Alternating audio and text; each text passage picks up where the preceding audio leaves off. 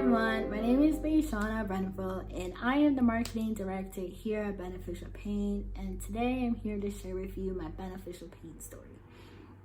So I was born with a hole in my heart, meaning that my body did not have enough oxygen for it to be fully developed, and I was born premature. Due to that, I was born without thumbs, 4 fingers on each side, and limited wrist mobility, especially on my left hand.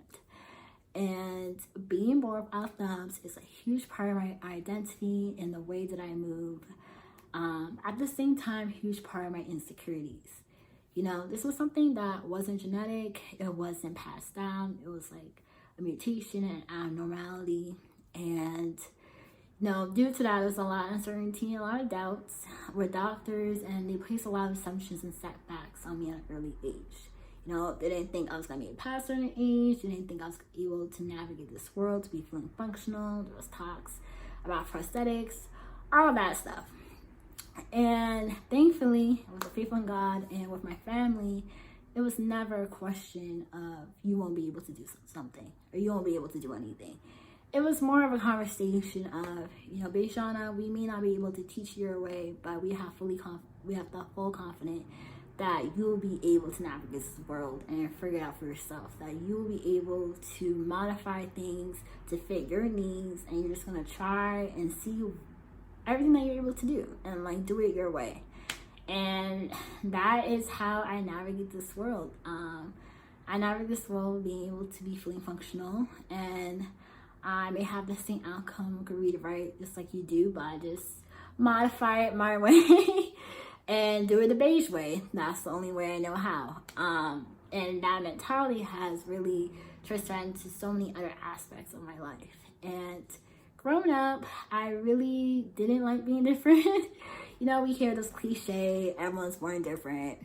Embrace what makes you unique. And I didn't want to do that. Little beige did not want to do that. Being different had a negative connotation. At the time, I didn't like to be abnormal. But I have learned to just embrace or just modifying things for myself and not putting barriers on what I couldn't do. And even that meant spending 20 minutes on the corner gym class to figure out how to hit the tennis racket or the baseball bat my way, because the traditional way wasn't going to work for me, or figure out what instruments I was able to play, play the trumpet and baritone. That's what I did. I took time to figure out how I'm able to do something. I never said I couldn't do it just because I couldn't do it the traditional way that everyone else can. I'm just like, you know what? We're gonna remix it for myself. And so I share my story to really tell you guys and to remind you guys that, everyone has their own path, right?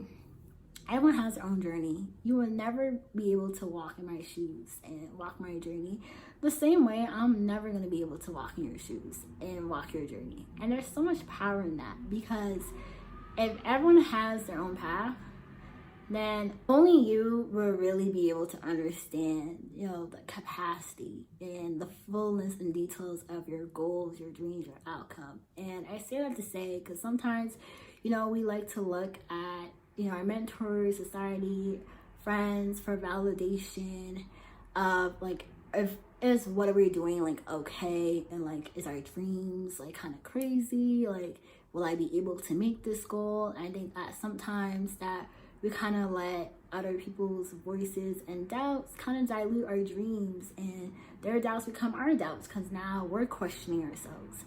And I say to say, if this is your own journey, only you will really be able to understand that. So there's a lot of power and a lot of trust that you need to have in yourself to go after those dreams and keep going no matter what people say. Because if I were to listen to those doctors that told me I couldn't do this, that, or the other, I don't know if I will be able to have the same freedom and excitement in trying new things and risks and figuring things out for myself, and having this idea of I'm never gonna be able to fail at something.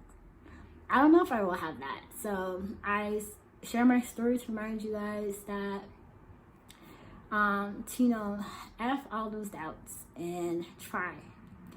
go after your dream, no matter how unconventional it is. And everyone is walking to life and navigating life their way. Your life is a modification because you're modifying to fit your needs and your lifestyle.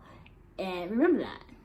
I also share my story to say, you know, we're all insecure about things that we may or may not be able to change. And part of our growing and self-loving journey is to learn to embrace those insecurities and really find peace in that. You know, easier said than done.